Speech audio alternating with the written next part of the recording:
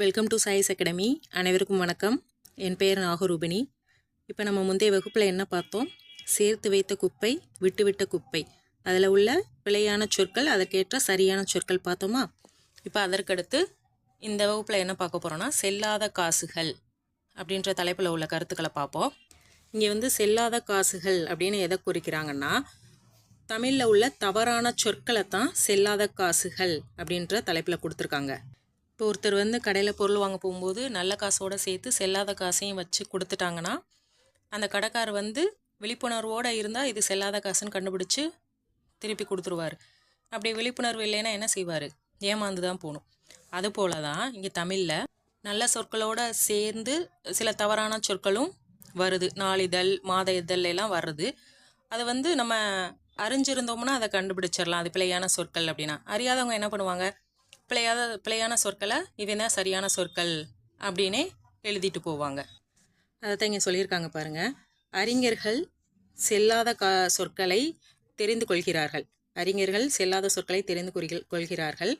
போதிய படிப்பறிவில்லாதவர்கள் தவறான சொற்களை திருத்தமான சொற்களாக கருதி ஏமாந்து போகிறாங்க. அதை தான் இங்கே சொல்லியிருக்காங்க. ஓகே, இப்போ இந்த பகுதியில் சில தவறான சொற்களும் அதற்கேற்ற சரியான சொற்களும் கொடுத்துருக்காங்க. அது என்னென்னு பார்ப்போம் வாங்க. இது எடுத்துக்காட்டு பாருங்கள். அருகாமை, அருகாமைன்னு சொல்லக்கூடாது. இதுதான் கரெக்டு, அருகில் தான் கரெக்டு. ஏற்கனவே நம்ம பார்த்துருக்கோம். அருகாமைனா என்ன பொருள்னா குறையாமை அப்படின்ற பொருள். அருகாமைனா என்ன மீனிங்? குறையாமை அப்படின்ற பொருள். அருகில் தான் கரெக்டான சொல். அருகாமைனா என்ன பொருள்? குறையாமை. இது எல்லாத்தையுமே நோட் பண்ணி வச்சுக்கிட்டே வாங்க. அதற்கடுத்து பாருங்கள். முயற்சித்தல், முயற்சித்தான், இரண்டுமே தவறு. முயற்சி செய்தல், முயலுதல் மற்றும் முயன்றான், இதுதான் கரெக்டு. இன்னும் சொல்ல போனால் முயற்சித்தல் என்னும் சொல்லே இல்லைன்னு சொல்கிறாங்க. முயற்சித்தல் என்னும் சொல்லே கிடையாதான். எப்படி தான் சொல்லணும்? முயற்சி செய்தல், முயலுதல், முயன்றான். ஓகேங்களா? இப்போ கொஷினில் முயற்சி அப்படின்னு பகுதியை கொடுத்துட்டு அதில் உள்ள அதற்கேற்ற தொழிற்பெயரை எழுதுக அப்படின்னு முயற்சித்தல், முயலுதல் இருந்துச்சுன்னா நம்ம முயலுதல் தான் எழுதணும். ஓகேங்களா? முயற்சின்னு கொடுத்துட்டு அதற்கேற்ற தொழில் பெயரை எழுதுக அப்படின்னா தல் விகுதி வச்சு முடிகிறது தொழில் பெயர் நம்மளுக்கு தெரியும். முயற்சித்தல், முயல்தல் கொடுத்தோன்னா நம்ம முயல்தல் தான் கரெக்டு. ஓகேங்களா? முயற்சித்தல் தவறு. ஓகேங்களா? அதற்கடுத்து பாருங்க. முகருகிறோம், முகருகிறோன்றது தவறான சொல். என்ன எழுதணும்னா மோக்கிறோம். என்னது? மோக்கிறோம், அதான் கரெக்டு. முகருகிறோம் என்பது பேச்சு வழக்கு. ஒரு பூவை முகருகிறோம் அப்படின்றது என்னது? பேச்சு வழக்கு. ஓகேங்களா? 4 ஆப்ஷன் கொடுத்து சரியான சொல்லை தேர்ந்தெடு அப்படின்னு சொல்லிட்டு இதெல்லாம் கொடுக்கலாம். முகருகிறோம், மோக்கிறோம், இன்னும் 2 ஏதாவது ஆப்ஷன் கொடுக்கலாம். நம்ம இப்போ இதுதான் கரெக்டு. மோக்கிறோம், பூவை மோக்கிறோம், அதுதான் கரெக்ட். அதற்கடுத்து பிரதி ஞாயிறு தோறும் இப்படி எழுதுனா அது தவறு. சில கடையிலெல்லாம் பிரதி ஞாயிறு தோறும் விடுமுறை அப்படின்னு எழுதியிருப்பாங்க. அதெல்லாம் தவறு. எப்படி எழுதணும்? பிரதி ஞாயிறு நாளும் ஒரே மீனிங் தான். ஞாயிறு தோறும் அப்படின்னாலும் ஒரே மீனிங் தான். ஓகே, ஏதாவது ஒன்று தான் எழுதணும். பாருங்க. ஞாயிறு தோறும், ஞாயிறு தோறும்னு எழுதணும். இல்லாட்டினா பிரதி ஞாயிறுன்னு எழுதணும். பிரதி ஞாயிறுனாலும் ஒரே மீனிங் தான், ஞாயிறு தோறும் அப்படின்னாலும் ஒரே மீனிங் தான். ஏதாவது ஒன்று தான் எழுதணும். ஓகே, அதற்கடுத்து சில பிழையான சொற்கள், சரியான சொற்கள் கொடுத்துருக்காங்க, பார்க்கலாம். அதுகள், அவை தான் கரெக்டு. ஒருமை பெண்மை பிழை. ஓகேங்களா? அறிவாமனை தவறு. அறிவாள்மனை, அறிவாள்மனை. அருகாமை, அருகில், இப்போ தான் பார்த்தோம். அலமேல் மங்கை, அலர்மேல் மங்கை. அதாவது அலமேல் மங்கைன்னு எழுதக்கூடாது. சரியான சொல் என்னது? அலர்மேல் மங்கை. அலர்னா நம்ம ஏற்கனவே பார்த்துருக்கோம். விரிந்த பூ, விரிந்த பூ. இங்கே விரிந்த தாமரை மலரை குறிச்சிருக்கு. அலர்மேல் மங்கை அதாவது இங்கே யாரை குறிக்கிறாங்கன்னா லக்ஷ்மி தேவியை குறிக்கிறாங்க. ஓகேங்களா? அலர்மேல் மங்கை அதாவது விரிந்த தாமரை பூவில் அமர்ந்திருப்பவராகிய மங்கை, அதாவது லக்ஷ்மி தேவியை குறிக்கிறாங்க. ஓகேங்களா? அதுக்கடுத்து அன்றியில், அன்றியும் தான் கரெக்டு. அன்றியில்னு எழுதக்கூடாது, அன்றியும். ஆலயம், லை வராது, லா, ஆலயம். ஆட்சி, ஆட்சி, வடமொழி சொல். இடை, இடை. இப்போ இடைன்னு போட்டால் மீனிங்கே மாறிடும். இடைப்பகுதியில் இருப்பது அல்லது இடுப்பு, அந்த மீனிங் வந்துடும். எடை அதுதான் நிறைக்குரியது. ஓகேங்களா? எடை அதுதான் கரெக்டான சொல். ஓகே, அதற்கடுத்து பாருங்க. ஈர்க்குழி, ஈர்க்குச்சி, ஈர்க்குழி அப்படிலாம் சொல்லக்கூடாது. அதற்கு சரியான சொல் என்னது? ஈர்க்கொல்லி. தலையில் உள்ள ஈர்ப்பேன்லாம் எடுக்கக்கூடிய ஒரு குச்சி. அதை வந்து நம்ம என்ன கரெக்டான சொல் என்னது? ஈர்க்கொல்லி. நம்ம ஏற்கனவே அதுக்கடுத்து பார்த்துருக்கோம். உத்திரவு அப்படின்னு எழுதக்கூடாது, இங்கே தா வரும், உத்தரவு. அதற்கடுத்து உதரி அப்படின்னு எழுதக்கூடாது, இங்கே வந்து வல்லினரி வரணும், உதரி. ஓகேங்களா? அதுக்கடுத்து எகனை முகனை, எகனை முகனை இட்டுப்பாடு அப்படின்னு அதெல்லாம் பேச்சு விளக்கு. சரிங்களா? எதுகை மோனை தான் கரெக்டு. ஓகே, இது நம்மளுக்கு ஏற்கனவே தெரியும். அதற்கடுத்து எண்ணெய், இதுவும் ஏற்கனவே பார்த்துருக்கோம். எண்ணெய்ன்ற பொருளே மாறிடும். எண்ணெய், எல் குட்டல் நெய், எண்ணெய் தான் கரெக்டு. இலை, இலை, இலைன்னு எழுதக்கூடாது, இலைன்னு இலைன்னு எழுதக்கூடாது, இலைன்னு தான் எழுதணும். ஏற்கனவே இன்னொன்று பார்த்துருக்கோம், இலை அப்படின்னு எழுதக்கூடாது, ஏன்னா ஈ வந்து மொழிக்கு முதல்ல வராது. ஸோ இலைன்னு இப்படி எழுதுவதும் தவறு, இலைன்னு எழுதுவதும் தவறு. இலை தான் சரியான சொல். ஓகேங்களா? அதற்கடுத்து ஏக்கிராய் அப்படின்னு எழுதக்கூடாது, ஏய்கிராய், ஏய்கிராய், உடம்புடுமை ஈ வரணும். ஓகே, ஏய்கிராய். அதற்கடுத்து ஒருவள், ஒருத்தி. ஒருவள்ன்ற சொல்லே இருக்காதுன்னு நம்ம ஏற்கனவே பார்த்துருக்கோம். ஒருத்தி தான் கரெக்டான வார்த்தை. அதற்கடுத்து ஓரவத்தி, ஓரகத்தி. ஓரகத்தி தான் கரெக்டு. ஓரகத்தினா 2 பெண்ணை ஒரே வீட்டில் அண்ணன் தம்பி கல்யாணம் பண்ணியிருப்பாங்கன்னா அந்த 2 பெண்களுமே ஒருவருக்கொருவர் ஓரகத்தி. ஓகேவா? அதற்கடுத்து கடைசி, கடைசி, கடைசி, கடோசி அப்படிலாம் எழுதக்கூடாது, அது தவறானது. கடைசி அதான் கரெக்டு. அதுக்கடுத்து கன்றாவி, கண்ணராவி. கண்ணராவினா என்னதான்? காண சகிக்காத காட்சி, ஒரு அருவருப்பான நிலையைத்தான் கண்ணராவி அப்படின்னு நம்ம சொல்லுவோம். அதை கன்றாவின்னு பேச்சு வழக்கில் சொல்லுவோம். அதற்கு சரியான சொல் என்ன? கண்ணராவி. ஓகே. அதுக்கடுத்து கம்மநாட்டி, இதுவும் ஒரு பேச்சு வழக்கில் சொல்லுவாங்க. அதுக்கு உண்மையான சொல் என்னன்னா கைம்பெண்டாட்டி. கைம்பெண்டாட்டினா, கைம்பெண்ணா என்னது? விதவை. அவங்களத்தான் சொல்கிறாங்க கைம்பெண்டாட்டி அப்படின்னு சொல்கிறாங்க. அதற்கடுத்து கம்மாய், கண்வாய், அதான் சரியான சொல். கம்மாய், கண்வாய். கருந்தமிழ், கொடுந்தமிழ். அதாவது கருந்தமிழ், செந்தமிழை வந்து தூய தமிழை கருந்தமிழ் அப்படின்னு பேச்சு வழக்கில் சொல்லுவாங்க. அதோட ஆழத்தை கருதி அது தவறு. கொடுந்தமிழ் தான் கரெக்டு. ஓகே. அதற்கடுத்து காய்ச்சல் அப்படின்னு நம்ம பேச்சு வழக்கில் சொல்லுவோம். காய்ச்சல் அதான் கரெக்டு. அதுக்கடுத்து காய்ச்சுகிறான், காய்ச்சுகிறான், காய்ச்சுகிறான் அப்படின்னா காய்ச்சுகிறான். காட்சி, காட்சி, வடமொழி சொல்லி ஏற்கனவே பார்த்துருக்கோம். அதற்கடுத்து காத்தாடி, இதுவும் பேச்சு வழக்கு தான். காற்றாடி அப்படிதான் சரியான சொல். ஓகே, காற்றாடி. அதற்கடுத்து காத்தாலை. காத்தாலை அப்படியே சொல்லக்கூடாது, காலை. ஓகேங்களா? காலை. காலம்பர வேலை. காலம்பர வேலைனா காலை வேலை, காலை பொழுது, காலை வேலை. ஓகே. கார்க்கும் அப்படின்னு எழுதக்கூடாது, அது வந்து காக்கும், அதான் சரியான சொல். இப்போ கார்னா கார், மேகம், மழைக்காலம், அந்த மாதிரி கருமை, அந்த மாதிரி மீனிங் மாறிடும். ஓகேங்களா? காக்கும் அதான் சரியான சொல். அதற்கடுத்து குண்டுமணி, குன்றுமணி, அதான் கரெக்ட். குன்று மணி. கோர்த்து எழுதக்கூடாது, கோத்து. கோர்த்து, இப்போ முத்து மாலை கோர்த்து அப்படின்னு கோர்த்து தான் சரியான சொல். கோர்வைன்னு தவறு, கோவை தான் கரெக்டு. ஓகேங்களா? அதாவது மணிக்கோவை அப்படின்னு வரும் இல்லையா, அது கோவை அதான் சரியான சொல். செக்கலத்தி, இது தவறான சொல். சககலத்தி, சககலத்தி, இது ஒரு உறவுமுறை பெயர் தான், சககலத்தி. ஓகேங்களா? அதற்கடுத்து சமையல் தவறு. சமையல் மை விகுதி வச்சு வரும், மை வச்சு வரும். ஓகே. சமையல். சம்பந்தன் தவறு, சம்பந்தன். ஓகே. திருஞான சம்பந்தன், இதுவும் ஏற்கனவே நம்ம பார்த்துருக்கோம். அதற்கடுத்து சிலது. சிலது பலதுன்னு எழுதக்கூடாது, என்னென்னு எழுதணும்? சில பல, சில பல, அதான் கரெக்டு. சிலவு, இதுவும் நம்ம ஏற்கனவே பார்த்துருக்கோம். செலவு, அதான் கரெக்டு. சின்ன பின்னம், சின்ன பின்னம் அப்படின்னு. சின்ன பின்னம் அப்படின்னா என்ன மீனிங்னா சுக்குநூறு ஆகுதல், அந்த மீனிங். அதுக்கு என்ன சரியான சொல்? சின்ன பின்னம். ஓகே. இப்போ சீவக்காய், சீயக்காய் அப்படின்னு சொல்வது தவறு. ஓகேங்களா? என்ன சரியான சொல்? சிகைக்காய். சிகைக்காய் தான் சரியான பொருள், சரியான சொல். ஓகேவா? அதற்கடுத்து சுந்திரன், தீ வராது, தாவரம், ஏற்கனவே பார்த்துருக்கோம். சுந்தரன் அதான் கரெக்டு. அதுக்கடுத்து சுவற்றில், சுவரில், அதான் கரெக்டு. சுவரில். ஓகே. சூழ்ச்சி, சூழ்ச்சி, அதான் கரெக்டு. சூழ்ச்சி. ஓகேங்களா? அதுக்கடுத்து சேதி. சேதின்னு சொல்லக்கூடாது, அதெல்லாம் பேச்சு வழக்கு. செய்தி. ஓகேங்களா? செய்தி. ஓகே. அதற்கடுத்து தவறாமல், இடையின ரா வராது, இது தவறு, வல்லினரா வரும். தவறாமல், தவறு, தவறாமல் இருக்கலாம், என்ன வரும்? வல்லினரா. ஓகே. அதுக்கடுத்து தவிர, இதற்கு வந்து என்னது இடையினரா வரும். ஓகேங்களா, வல்லினரா வராது, தவிர.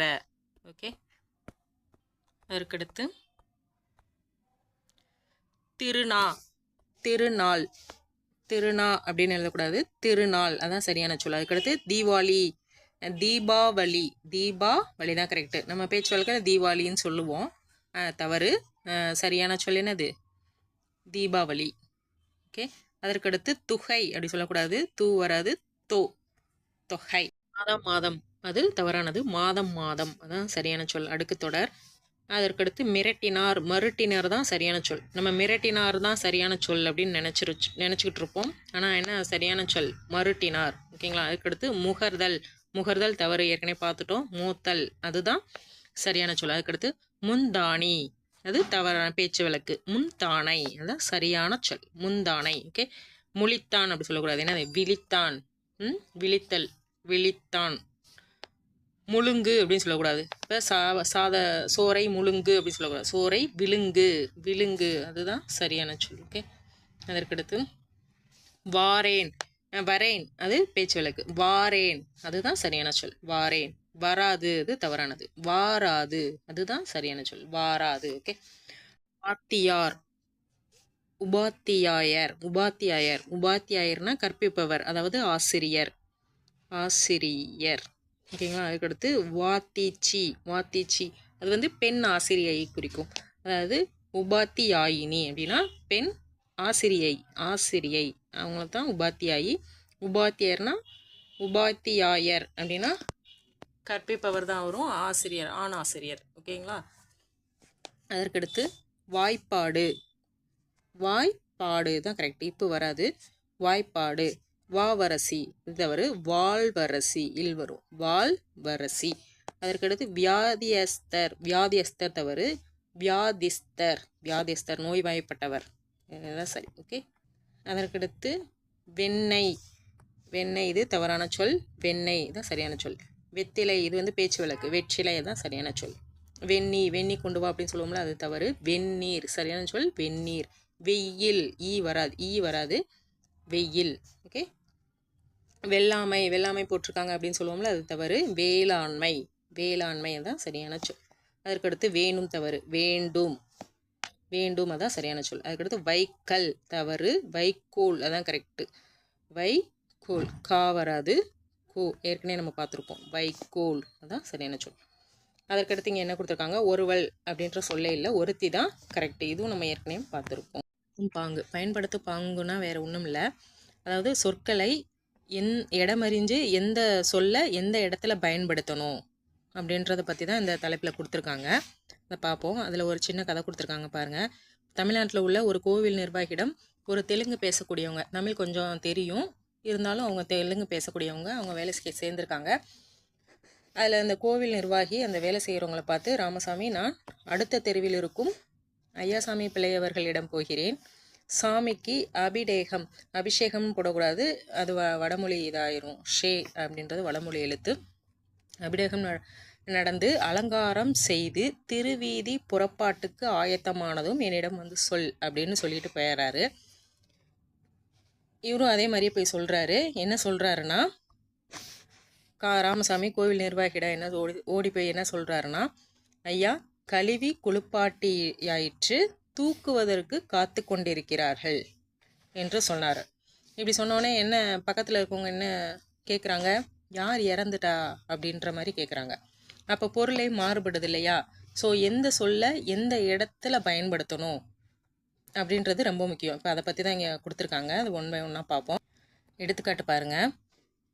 இப்போ புது வீடு புகுவிழாவில் ஐயர் வந்து ஆசீர்வாதம் போட்டார், ஆசீர்வாதம் போட்டார் அப்படி சொல்வது தவறு, ஆசீர்வதித்தார் அல்லது வாழ்த்தினார் அதான் சரியான பொருள். ஓகேங்களா, அங்கே ஐயர் வந்து ஆசீர்வாதம் போட்டார் அப்படி சொல்லக்கூடாது, என்னதான் சொல்லணும், ஆசீர்வதித்தார் அல்லது வாழ்த்தினார் அதுதான் சரியான சொல். அதற்கடுத்து நாடகங்கள் காட்டப்பட்டன, நாடகங்கள் காட்டப்பட்டன என்பது தவறு, நாடகங்கள் நடிக்கப்பட்டன என்பதுதான் சரியான சொல், நாடகங்கள் நடிக்கப்பட்டன என்பதுதான் சரியான சொல். அதற்கடுத்து ஆப்பிரிக்காவை இருண்ட கண்டம் என்று அழைக்கின்றனர், அழைக்கின்றனர் அப்படி சொல்லக்கூடாது, என்று கூறுவர், அதான் கரெக்ட். அழைக்கின்றனர், அது எப்படி சொல்லுவது தவறு. ஆப்பிரிக்காவை இரண்ட கண்டம் என்று கூறுவர், அதான் கரெக்ட். அதற்கடுத்து எப்பயுமே சென்ற வகுப்பில் படித்தீர்கள், சென்ற வகுப்பில் பார்த்தோம் அப்படின்னு சொல்லக்கூடாதான். எப்படி தான் சொல்லணுமா, முன் வகுப்பில் படித்தீர்கள், முன் வகுப்பில், அதுதான் சரியான சொல். ஓகேங்களா. அடுத்து பாருங்க, மாடுகள் புற்களை மேய்ந்து கொண்டிருந்தன.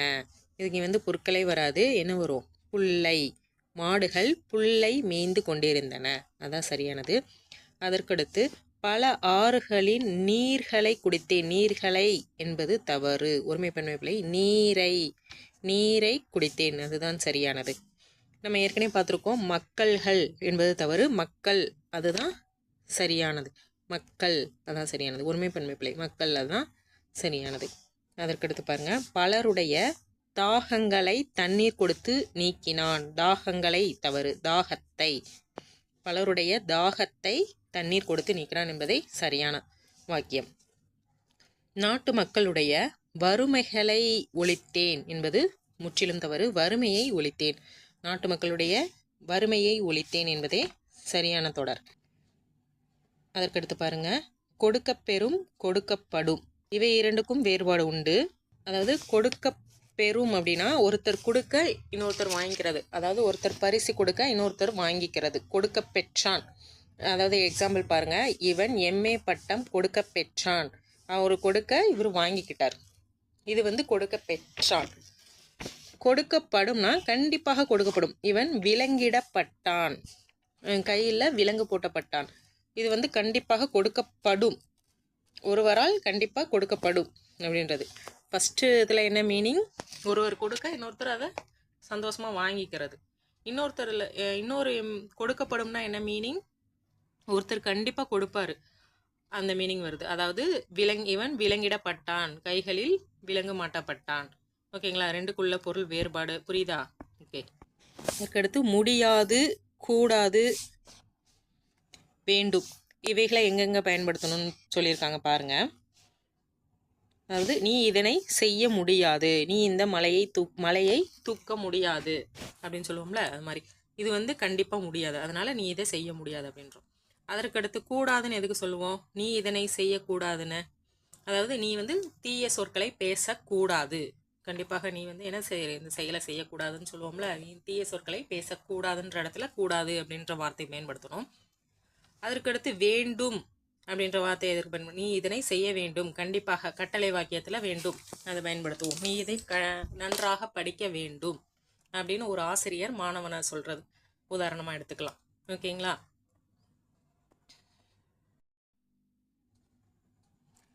அல்ல இல்லை, அல்ல இல்லை, இந்த சொற்களை எப்படி பயன்படுத்தணும்னு பாருங்க. இவை நான் சொன்ன நூல்கள் அல்ல, இப்படின்னா என்ன மீனிங்னா, அப்போ நான் ஏதோ வேற ஒரு நூல் சொல்லியிருக்கேன் அப்படின்ற மீனிங். அதாவது இவை நான் சொன்ன நூல்கள் அல்ல என்றால் நான் சொன்னவை வேறு உண்டு அப்படின்னு மீனிங். இது இல்லை, இது நான் சொல்ல நூல் தமிழ் புத்தகம் அல்ல, அப்போ ஆங்கில புத்தகம் வேற ஏதோ ஒரு புத்தகம் இருக்கு அப்படின்ற பொருள் எடுத்துக்கணும். இல்லை அப்படின்னா நீங்கள் சொன்னது இல்லை, நீங்கள் சொன்னது இது கிடையாது, அந்த பொருள் மட்டும்தான். நீங்கள் சொன்னது இது கிடையாது அப்படின்ற பொருள் மட்டும்தான் அதுக்கு மீனிங். ஓகேங்களா. அல்ல இல்லைக்குள்ள வித்தியாசம் தெரியுதுங்களா. அதுக்கடுத்து பாருங்க, ருதுபர்ணன் நலனை கண்டு நீ எத்தொழிலில் வல்லவன் என கூறினான்ன்றது தவறு. என்ன எழுதணும், கேட்டான். ருதுபர்ணன் நலனை கண்டு நீ எத்தொழிலில் வல்லவன் என கேட்டான் என்பதை சரியான சொல். ஓகே. அடுத்து பாருங்க, எத்தனைன்றது எண்ணை குறிக்கும், அதாவது நம்பர் குறிக்கிறது. எத்தனை அப்படின்றது நம்பரை குறிக்கிறது. எவ்வளவுன்றது அளவு, அதோட குவான்டிட்டி, அதோட அளவை குறிக்கிறது எவ்வளவு. ஓகேங்களா. எத்தனைன்றது நம்பரை குறிக்கிறது. உதாரணம் பாருங்க, எத்தனை தேங்காய், ஓகே, 5 தேங்காய் வாங்கினேன், 2 தேங்காய் வாங்கினேன், அந்த மாதிரி. அதுக்கடுத்து எவ்வளவு மிளகு வாங்கினாய் அப்படி தான் கேட்கணும். எத்தனை மிளகு வாங்கினாய்ன்னு கேட்கக்கூடாது, ஏன்னா 5 மிளகு 2 மிளகு அப்படிலாம் வாங்க மாட்டோம் இல்லையா. ஸோ அந்த இடத்துல நம்ம எத்தனை அப்படின்ற வார்த்தையை பயன்படுத்தக்கூடாது. எவ்வளவு மிளகு வாங்கினாய் அப்படி தான் பயன்படுத்தணும். அதற்கடுத்து உதாரணம் பாருங்கள், எவ்வளவு தமிழ்நாடு நாளிதழ் விற்றாய் என்பது தவறு. எத்தனை தமிழ்நாடு நாளிதழ் விற்றாள் என்பதுதான் சரியானது. சரியானது. ஓகே. ஒரு சொல்லே வேறு வேறு திசையில் வேறு வேறு பொருள் கொள்கிற மாதிரி இருக்கு இல்லையா? அதை தான் இங்கே கொடுத்துருக்காங்க. என்னென்னு பாருங்கள். ஒரு நாளிதழில் நகர நடப்பு, இன்றைய செய்தின்றதுக்கு பதிலாக நகர நடப்புன்னு கொடுத்துருக்காங்க. ஆனால் சென்னை பகுதிகளில் நடப்பு அப்படின்னா தாலி அறுக்கும் நாளை தான் நடப்பு அப்படின்னு சொல்கிறாங்களாம். அதற்கடுத்து காரியம் எனும் வடச்சொல். காரியம் என்பது என்ன சொல்? வடச்சொல். அந்த சொல் வந்து சென்னை பகுதியில் எதுக்கு பயன்படுத்துகிறாங்கன்னா நீத்தார்கடன். நீத்தார்கடன்னா இறந்தவர்களுக்கு செய்கிற செய்முறை சடங்கு இருக்கு இல்லையா? அந்த இடத்த தான் அந்த கடன் செய்முறை சடங்கு செய்வாங்கள்ல இறந்தவங்களுக்கு, அந்த செயலை தான் காரியம் அப்படின்னு சென்னை பகுதிகளில் சொல்கிறாங்க. இப்போ அடுத்து பார்த்தோம்னா பந்தல் காவணத்துக்கும் செட்டிநாட்டில் வேறுபாடு உண்டா? அதாவது பந்தல்னா இலக்கியத்தில் மணப்பந்தல், இலக்கியத்தில் என்ன வருது? மணப்பந்தல்னு வருது. ஆனால் செட்டிநாட்டில் என்ன சொல்கிறாங்க? பிணம் இருக்கும் இடத்திலும் நீத்தார் கடன் செய்யும் இடத்திலும் போடும் பந்தல். அதாவது இறந்தவர்கள் வீட்டில் செய்யக்கூடிய அந்த சடங்கில் போடுற பந்தலும் இறந்தவர்கள் வீட்டில் போடுற பந்தலை தான் பந்தல் அப்படின்னு சொல்கிறாங்க. இதே இது திருமணத்துக்கு போகிறத என்ன சொல்கிறாங்கன்னா அதை வந்து காவணம் அப்படின்னு சொல்கிறாங்க. ஆனால் இலக்கியத்தில் மணப்பந்தல் அப்படின்னு இருக்குது. இப்போ ஒவ்வொரு திசையிலையும் ஒவ்வொரு சொல்லுக்கு ஒவ்வொரு பொருள் வருது. ஓகேங்களா? அதை தான் இங்கே அழகாக சொல்லியிருக்காங்க. அதற்கடுத்து சிறுமி. சிறுமி என்பதை வந்து இப்போ சாதாரணமாக சொல்கிறோம். அதே இது இழிமுறையில் எப்படி சொல்கிறாங்கன்னு பாருங்கள். சிறுக்கி அப்படின்னு இழிமுறையில் சொல்கிறாங்க. ஓகேங்களா? இழிமுறைனா தாழ்ந்த முறையில் சொல்கிறாங்க. ஓகே. அதற்கடுத்து மதுரையில் சடங்கு என்னும் சொல் பெண்மங்கை பருவமுற்றிருப்பதை குறிக்கும் நடத்தும் நிகழ்ச்சி. அதாவது ஒருத்தவங்க பெண்மங்கை பருவமுற்றுட்டாங்கன்னா அதற்கு வைக்கப்பட நிகழ்ச்சி தான் சடங்கு அப்படின்னு சொல்கிறாங்க. மற்ற இடங்களில் கிரியை சொல்லுது. கிரியைனா என்ன மீனிங்னா செயல், நடத்தை, ஆக்கம், அந்த மீனிங். மற்ற இடங்களில் அந்த பொருள் வந்து மாறுபடுது. இதற்கு தான் இடமறிந்து பொருளறிந்து சொற்களை பயன்படுத்தணும் அப்படின்னு சொல்கிறாங்க. அதற்கடுத்து அஃது, அது, ஓர், ஒரு, இது எந்தெந்த இடத்துல பயன்படுத்தலாம்னு சொல்லியிருக்காங்க பாருங்கள். அஃது இல்லை, அதாவது வருமொழி முதலில் உயிரெழுத்தில் தொடங்கியிருந்தால், உயிரெழுத்தில் தொடங்கியிருக்கா, அப்போ இங்கே வந்து என்ன சொல் பயன்படுத்தலாம்? அஃது. ஓகேங்களா? இதே இது வருமொழி முதல் எழுத்து வந்து உயிர்மை எழுத்தாக இருந்துச்சுன்னா அது என்ற வார்த்தையை பயன்படுத்தணும். எக்ஸாம்பிள் வந்து அஃது உண்மை ஆகும். அஃது உண்மை. உண்மைன்றது உயிரெழுத்தா, அப்போ அஃது போடணும். அது மிகவும் அழகாக இருந்தது. மிகவும் அழகாக இருந்தது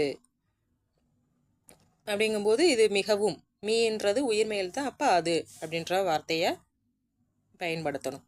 அதற்கடுத்து ஓர், ஒரு. ஓர்ன்றது வருமொழி முதல் எழுத்தில் உயிரெழுத்தில் தொடங்கியிருந்தா, பால தொடங்கியிருக்கா, அப்போ ஓர்.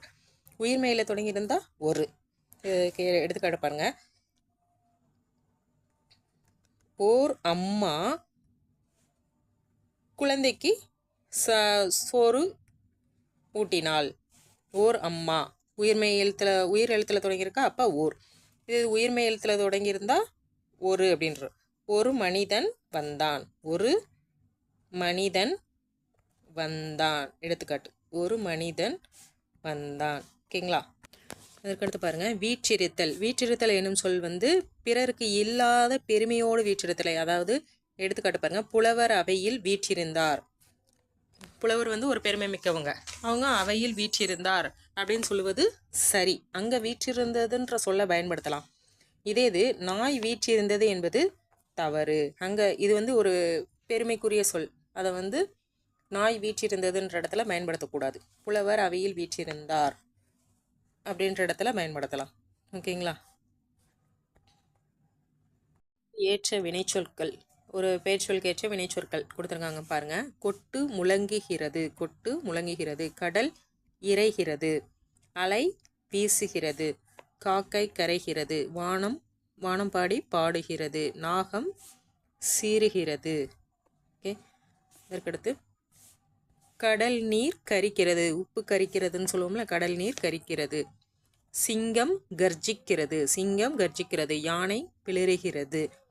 பன்றி உரும்புகிறது. கழுதை கத்துகிறது. பசு கதறுகிறது. கன்று கதறுகிறது. எருமை கனைக்கிறது, குதிரை கனைக்கிறது, நாய் குரைக்கிறது, நரி ஊளையிடுகிறது, ஆந்தை அலறுகிறது, சேவல் கூவுகிறது, குயில் கூவுகிறது, தவளை கத்துகிறது, ஓவியர் படம் வரைகிறார், சிற்பி செதுக்குகிறார், ஆசிரியர் நூல் எழுதுகிறார், கவிஞர் பாடல் இயற்றுகிறார், ஓடு ஓடு போட்டான், ஓடு போட்டான், வீட்டுக்கு ஓடு போடுறது சொல்லுவோம்ல, அது ஓடு போட்டான், கூறு போடுகிறான், கூரை வேய்ந்தான், வீடு கட்டினான், சுவர் வைத்தான், குயவன் பானை வனைக்கிறான், குயவர் பானை வனைத்தல் வனைக்கிறான், ஓலை முடைகிறான், சோறு உண்கிறார், முறுக்கு தின்கிறான். ஓகே, இது எல்லாமே மரபு பெயர்கள், நோட் பண்ணி வச்சுக்கோங்க. அதுக்கடுத்து துணை வினைகளை பயன்படுத்தும் முறை. வினை என்பது வினைச்சொல்லோடு துணையாக வருவது. துணை வினைனா என்னென்னா வினைச்சொல்லோடு துணையாக வர்றது தான் துணை வினை அப்படின்னு சொல்கிறோம். எடுத்துக்காட்டு பாருங்கள், அருள். இது வந்து எந்த இடத்துல பயன்படுத்துவாங்கன்னா உயர்வு குறித்து வரும். எடுத்துக்காட்டு பாருங்கள், காத்தருள். காத்தருள் உயர்வு குறித்து வருது இல்லையா, அது வந்து இது காத்தருள். ஓகே, அதுக்கடுத்து இடு பாருங்கள். இடு எந்த இடத்துல பயன்படுத்துவாங்கன்னா ஒரு உறுதிப்பாட்டை நிலைப்பாட்டை குறிக்கிற இடத்துல இடு. அதாவது இவன் இந்த செயலை முடித்திட்டான், இந்த வேலையை முடித்திட்டான் அப்படின்ற இடத்துல இந்த இடு அப்படின்ற துணைவினை வரும். அதற்கடுத்து இரு, அவன் இருக்கின்ற நிலைமையை குறிக்கிற இடத்துல இரு அப்படின்ற துணைவினை பயன்படுத்துவோம். எடுத்துக்காட்டு பாருங்க, நான் போன போது அவன் படுத்திருந்தான், நான் போன போது அவன் உட்கார்ந்திருந்தான். அவனை இருக்கிற நிலைமையை குறிக்கிறது தான் குறிக்கிறப்ப இந்த இருன்ற துணைவினை வரும். அதுக்கடுத்து ஒளி, ஒளிந்திட்டான், கெட்டொழிந்தான், அழிந்து போனான் அப்படின்னு சொல்லுவோம் இல்லையா, அந்த செயலை குறிக்கிறது தான் ஒளின்ற துணைவினை வரும். அந்த செயலை குறிக்கிற இடத்துல தான் ஒளின்ற துணைவினை பயன்படுத்துவாங்க. எடுத்துக்காட்டு பாருங்க, முழுவதும் இல்லாமையை குறிக்கும். அதாவது முழுமையாக இல்லை, ஒளிந்திட்டான், அவன் கெட்டொழிந்தான்.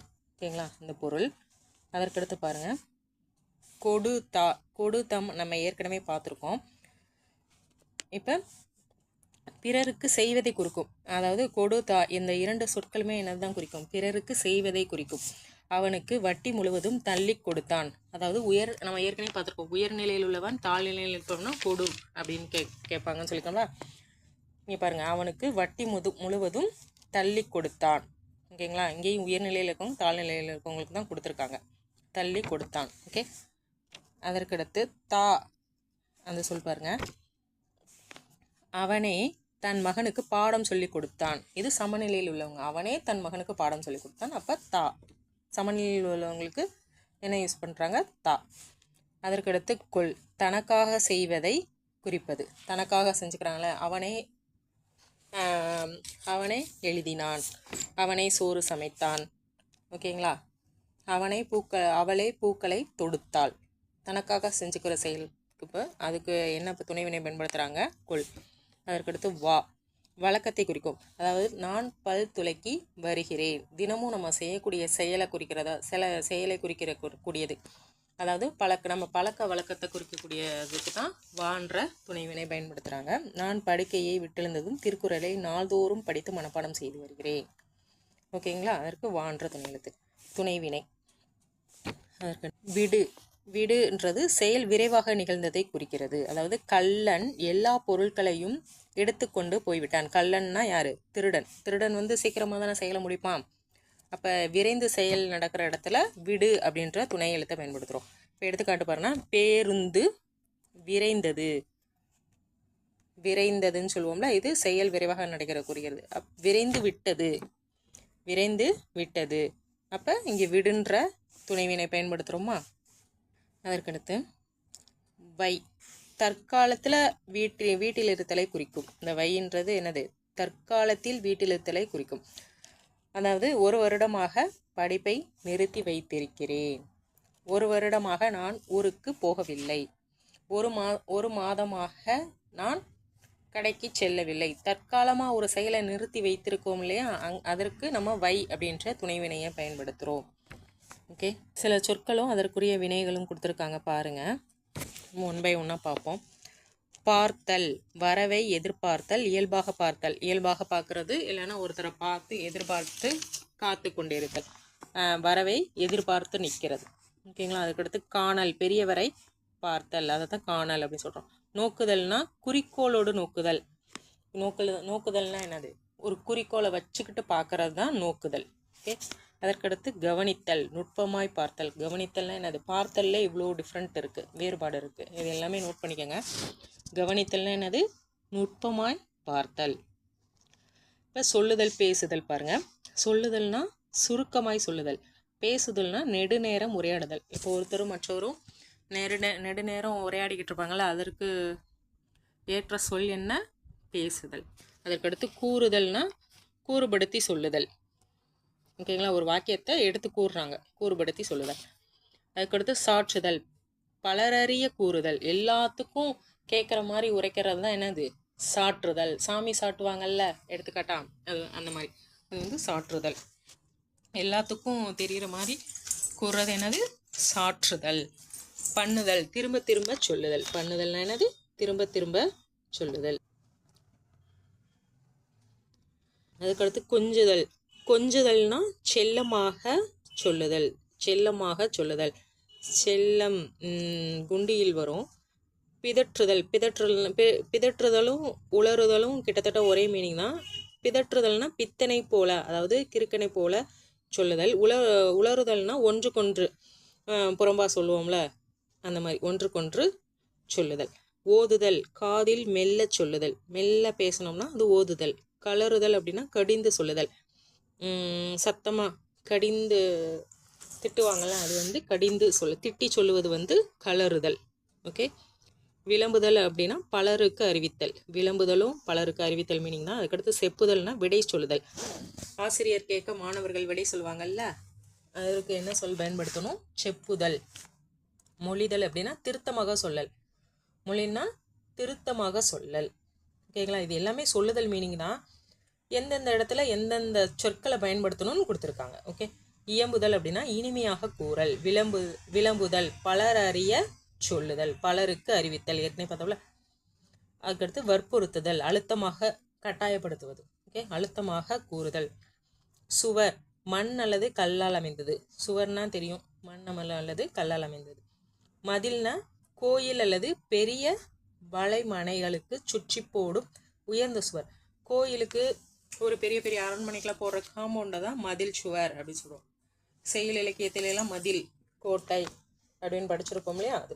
சுவர்னா சாதாரண சுவர், மதில்னா கோவில் அல்லது பெரிய அரண்மனைக்குள்ள சுற்றி போடுவாங்கல்ல, சுற்றி வளர்த்தி போடுற சுவரை தான் மதில் அப்படின்னு சொல்கிறோம். அதுக்கடுத்து இங்கே அறிதலுக்கு கொடுத்துருக்காங்க பாருங்க. அறிதல்னா அறிவால் அறிதல். தெரிதல் அப்படின்னா பலவற்றுள் ஒன்றை கண்டு கொள்ளுதல். பலவற்றுள் ஒன்றை மட்டும் தெரிஞ்சுக்கிறது தான் தெரிதல். ஓகேங்களா? அறிதல்னா அறிவால் அறிதல். உணர்தல் அப்படின்னா உள்ளத்தால் அறிதல். உணர்தல் அப்படின்னா ஒரு உணர்வு பூர்வமாக அறியறதா உள்ளத்தால் அறிதல், உணர்தல். உய்த்துணர்தல் அப்படின்னா யூகித்து உள்ளத்தால் காணல். உய்த்துணர்தல்னா யூகித்து, அதாவது நம்ம இப்படி தான் வரும்னு ஒரு அனலைஸ் பண்ணிக்கிட்டு உள்ளத்தால் காண்றது தான் என்னது? உய்த்துணர்தல். உடைத்தல் அப்படின்னா கல்லை உடைத்தல். ஒடித்தல்னா கிளையை உடைத்தல். கிளை குச்சியெல்லாம் ஒடித்தல்னு சொல்லணும். கல்லை உடைத்தல், கல்லை உடைக்கிறது வந்து உடைத்தல்னு சொல்லணும். கிளையை உடைத்தல், குச்சியை உடைத்தல்னா மரத்தை ஒடித்தல் அப்படின்னா ஒடித்தல் அப்படின்ற வார்த்தை யூஸ் பண்ணணும். ஓகே. அடுத்து பாருங்க, படித்தவர்களை எப்படி பிரிச்சிருக்காங்கன்னு பாருங்க. அறிஞர், அறிஞர்னா அறிவில் சிறந்தவர். புலவர்னா பாட்டு பாடுறவங்க, புலமையுடையவர். ஓகேங்களா? பாட்டு எழுதுறவங்க, செயல் ஏற்றுறவங்க எல்லாம் புலவர். மேதைனா பேரறிஞர். அறிஞர்னா அறிவில் சிறந்தவர், மேதைனா பேரறிஞர். ஓகே. அதுக்கடுத்து பேச்சாளர், நாவலர். பேச்சாளர்னா மேடை பேச்சில் வல்லவர். மேடை பேச்சில் வல்லவர் தான் பேச்சாளர். பெரும் பேச்சாளர், அவங்களுக்கெல்லாம் மேலே யாரு? நாவலர். நாவல் எழுதுவாங்களா அவங்க. அதற்கடுத்து பாவலர் அப்படின்னா செய்யுள் ஏற்றுபவர். கவிஞர்னா கவி ஏற்றுவதில் வல்லவர், அதாவது கவி ஏற்றுவதில் கருவிலே அமைந்த திருவுடையார். கவிஞர்ன்றா கவி ஏற்றுவதில் வல்லவர் அப்படின்னு பொருள் வச்சுக்கலாம். பாவலர் அப்படின்னா செய்யுள் ஏற்றுபவர். ஓகே. அதற்கடுத்து பாருங்க, கடவுள், கடவுளர், தெய்வங்கள். பாருங்க, கடவுள் அப்படின்னா முழுமுதற் செழும்பொருள் இறைவன், அதாவது முழுமுதற் செழும்பொருள் இறைவன் அப்படின்ற பொருள். கடவுளர் அப்படின்னா சிறு தெய்வங்கள். சிறு தெய்வங்களை எப்படி சொல்றாங்க? கடவுளர். தெய்வங்கள் அச்சத்தால் வணங்கப்படும் சிறு தெய்வங்கள். இப்போ காளி, கருப்பணசாமி, அந்த மாதிரி தெய்வங்களை தெய்வங்கள் அப்படின்னு சொல்கிறாங்க. கடவுளர் அப்படின்னா சிறு தெய்வங்கள், தெய்வங்கள்னால் அச்சத்தால் வழங்கப்படும் சிறு தெய்வங்கள். இதற்குள்ள வேறுபாடெல்லாம் பார்த்துக்கோங்க. அதற்கடுத்து தேவதைகள், கடல் தேவதை, வன தேவதை போன்ற பெண் தெய்வங்கள். தேவதைகள்லாம் என்னது? பெண் தெய்வத்தை குறிப்பிடுறாங்க. கடல் தேவதை, வன தேவதை, கன்னிமார்கள், அந்த மாதிரி பெண் தெய்வத்தை குறிப்பிடுறது தான் தேவதைகள். தேவர்கள்னால் சொர்க்கத்தில் இருப்பவர்களை குறிக்கிறது தான் தேவர்கள். அதாவது மண்ணுலகத்தில் பிறந்து பின்பு முத்தியுலகை அடையக்கூடியவர்கள் தான் தேவர்கள். ஓகே. அடுத்து அழகு, எழில், தோற்றம். அதற்குள்ள வேறுபாடு பாருங்கள். இப்போ அழகுனா அளவு, உடற்கட்டு, நிறம் முதலியவற்றால் கண்ணுக்கு அல்லது மனதுக்கு இனிதாக தோன்றும் தன்மை. பார்த்தவனே அழகாக இருக்குன்னு சொல்லுவோம்ல, அந்த தன்மையை தான் அழகுன்ற சொல்கிறாங்க. எழில்னா எலும்பி இருக்க வேண்டியவை, எலும்பி இனியதாக தோன்றும் அழகு. எலும்பி அப்படின்னா உயர்ந்த அப்படின்னு மீனிங். எலும்பினா உயர்ந்த, அதாவது உயர்ந்த குணமுடையவர். இப்போ கல்வி ஒழுக்கத்துல எல்லாம் உயர்ந்து இருக்காங்கல்ல, ஓகேங்களா? அதான் எலும்பி இருக்க வேண்டுவன எலும்பி, கல்வி ஒழுக்கத்துல எல்லாம் உயர்ந்தவங்களா இருக்காங்களா, அந்த அழகு தான் எழில். ஓகேங்களா? உயர்ந்த தன்மை. அதற்கடுத்து தோற்றம். தோற்றம் வந்து உடல் தோற்றம், அதாவது அவங்களுடைய உடல், உள்ளம், உயிர், பண்பு, அனுபவம், நடந்து கொள்ளும் முறை, பழக்க வழக்கம், இது எல்லாமே சேர்ந்து தான் தோற்றத்தில் வரும். ஓகேங்களா? அழகுனா அழகாக இருக்கிறது, எழில்னா உயர்ந்த தன்மையில் இருக்கிறது, தோற்றம்னா அவங்களுடைய உருவ அமைப்பு, பழக்க வழக்கம், தன்மை எல்லாமே சேர்ந்து வரக்கூடியது தோற்றம். ஓகே. அதுக்கடுத்து மேகம். மேகம்னா முகில். கார் மேகம்னா கரிய நீர் கொண்ட மேகம். மழை காலத்தில் இருக்கிற மேகம் கருமேகமாக இருக்கும்னா அதை தான் கார் மேகம் சொல்கிறோம். மேகம்னா சாதாரண மேகம், முகில். ஓகேங்களா? அதற்கடுத்து மலைக்குள்ள வேறுபாடு பாருங்கள். இப்போ தூறல், தூவானம், சாரல், மலை, சோனா, மாறி. இதற்குள்ள வேறுபாடு பாருங்கள். தூறல்னா சிறிய மலைத்துளியை தான் தூறல்னு சொல்கிறோம். தூவானம்னா காற்றினால் சிதறலும் மலை திவலை, சாரல் மாதிரி பெய்யும்ல, அதான் தூவானம். அதற்கடுத்து சாரல் அப்படின்னா தூறல். சாரல்னா தூறல். மலைனா பெருந்துளியாக பெய்வது மலை. சோனாமாரினா விடாமலை, அடைமலைன்னு சொல்லுவோம்ல, அது சோனாமாரி. ஓகே.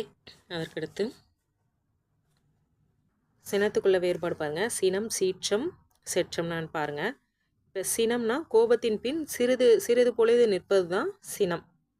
ஓகேங்களா? சிறிது பொழுது, அதாவது கோபத்துக்கு முன்னாடி சிறிது நேரம் மட்டும் கோபமாக இருக்கிறது தான் சினம் அப்படின்னு சொல்கிறோம். சீற்றம்னா கோபமாக சீறுவது, சண்டை போடுவது, அதை கோபம், அதாவது சீற்றம் சொல்கிறோம். செற்றம்னா பகை. ஏற்கனவே படிச்சிருக்கோம் செற்றம்னா பகைன்னு. பகைமை, நெடுங்காலம் நிகழ்வது தான் செற்றம். சிறிது காலம் நிகழ்வது சினம். சண்டை போடுவது, கோபமாக இருக்கிறத சீற்றம்னு சொல்கிறோம். நெடுங்காலமாக கோபமாக இருக்கிறத என்ன சொல்கிறோம்? பகை, செற்றம் அப்படின்னு சொல்கிறோம். ஓகே. இப்போ அழுதலுக்குள்ள வேறுபாடு கொடுத்துருக்காங்க பாருங்கள். இப்போ அழுதல்னா வருத்தத்தால் கண்ணீர் விடுதல், அதான் அழுதல். புலம்பல்னா தனிமையாக சிறிது நேரம் வாய் விட்டு அழுதல். தனியாக போய் புலம்பிட்டு அழுவாங்களா, அவங்களா புலம்பிட்டு அவங்களா அழுதுக்குவாங்களா, அதுதான் புலம்பல். அதற்கடுத்து அரற்றுதல். அரற்றுதல்னா வாய் விட்டு அழுதல். பலவும் சொல்லி தன் குறை கூறி, தன்னோட இயலாமையை நினச்சி, தன்னோட குறையை நினச்சி அழுதுறத என்ன சொல்கிறாங்க? அரற்றுதல். ஓகே. அதற்கடுத்து கதறுதல். கதறுதல்னா உணர்ச்சியால் வாய் விட்டு உறக்கக்கூடிய அழுதல். இப்போ யாராவது ஒருத்தர் காலமாயிட்டாங்க அப்படின்னா உணர்ச்சி பெருக்கால என்ன சொல்லுவாங்க? வாய் விட்டு அலறுவாங்கல்ல, கதறுவாங்கல்ல, அதைத்தான் சொல்கிறாங்க கதறுதல். ஓகேங்களா? ஐயம். ஐயம்னா என்ன? இதுவா என்னவா சந்தேகத்தில் சொல்கிறாங்கல்ல, அதான் ஐயம். சந்தேகித்தல், அது ஐயம். விபரீதம்னா ஒன்றை மற்றொன்றாக நினைத்தல். இப்போ சிறு குழந்தை வந்து தீ எரியுது, அது தீயை வந்து ஒரு விளையாட்டு பொருள் அப்படின்னு நினச்சிட்டாங்கன்னா அது வந்து என்னது? விபரீதம் தானே. அதைத்தான் ஒன்றை மற்றொன்றாக நினைக்கிறது வந்து விபரீதம் அப்படின்னு சொல்கிறாங்க. கல்வி அப்படின்னா கற்பதால் ஏற்படுவது. கற்றாதான கல்வி வரும். கற்பதால் ஏற்படுவது கல்வி. கேள்வி. கேள்வி எப்பொழுதெல்லாம் அறிஞர்கள் கூறுதலை கேட்கும்போது உண்டாவது தான் கேள்வி. அதற்கடுத்து அறிவு. கல்வியும் அனுபவமும் சேர்ந்து உண்டாவது அறிவு. கல்வியும் இருக்கணும், அதோ அனுபவமும் இருக்கிறது சேர்ந்து உண்டாவது தான் என்னது? அறிவு. தெளிவு வந்து விளக்கமாக தெரிதல். தெளிவு என்னது? விளக்கமாக தெரிதல். அதற்கடுத்து பாருங்க, குறி, குறிக்கோள், குறிப்பு. இப்போ குறினா என்னென்னா அடையாளம். குறினா என்ன? அடையாளம். இப்போ ஸ்கூலில் பசங்கள்லாம் நம்ம என்னுடைய பேக்கு உன்னுடைய பேக்குன்னு சொல்லிட்டு ஒரு அடையாளம் போட்டு வச்சுருப்பாங்கல்ல, அது வந்து குறி. ஓகேங்களா? குறிக்கோள்னா குறியாக கொள்ளுவது. குறியாக கொள்வது, நான் ஃபஸ்ட் மார்க் எடுத்தே தீர்வேன்ற ஒரு குறிக்கோள் இருக்குல்ல, குறியாக கொள்வது அது குறிக்கோள். குறிப்புனா குறிக்கப்படுவது, நம்ம நோட்ஸ் எடுக்கிறோம்ல அது வந்து குறிப்பு. ஓகே, அடுத்து தெருவுக்குள்ள வேறுபாடு பாருங்க. சந்து அப்படின்னா சிறு தெரு, தெருனா வீதி, சாலைனா நீண்ட வீதி, நெடுஞ்சாலைனா மிகவும் நீண்ட சாலை. அதாவது சந்துனா சிறு தெரு, தெருனா வீதி, சாலை நீண்ட வீதி, நெடுஞ்சாலை மிகவும் நீண்ட சாலை. அதற்கடுத்து குழு சிறு கூட்டம், கூட்டம்னா பலர் கூடியிருப்பது, குழுனா ஒரு குழு, மகளிர் குழு, சுய உதவி குழு அதெல்லாம் இருக்கு இல்லையா, சிறு கூட்டம் ஒரு 10 பேர் 15 பேர் இருப்பாங்க, அது சிறு கூட்டம். கூட்டம்னா பலர் கூடி ஒன்றாயிருப்பது, அதாவது எடுத்துக்காட்டு திருவிழா அந்த மாதிரி சொல்லலாம், அதில் வந்து பலர் கூடியிருப்பாங்கல்ல, அதை கூட்டம் அப்படின்னு சொல்கிறோம். இப்போ இந்த பகுதியில் பொருள் அறிந்து இடமறிந்து சொற்களை பயன்படுத்துவது எப்படின்னு பார்த்தோம். அதற்கடுத்து அடுத்த கிளாஸில் வடச்சொல் உதவின்ற பகுதியை பார்ப்போம். ஓகேங்க, இப்போ இந்த வகுப்பில் நம்ம என்ன பார்த்துருக்கோம், செல்லாத காசுகள்ன்ற தலைப்பில் தவறான சொற்களை பார்த்துருக்கோம். அதற்கடுத்து பயன்படுத்தும் பாங்கு அப்படின்ற தலைப்பில் சொற்களை வந்து இடமறிந்து பொருளறிந்து பயன்படுத்தணுன்றதை பார்த்துருக்கோம். ஓகேங்களா, அதற்கடுத்த பகுதிகளை அதற்கடுத்த கிளாஸில் பார்ப்போம். Okay students, thank you.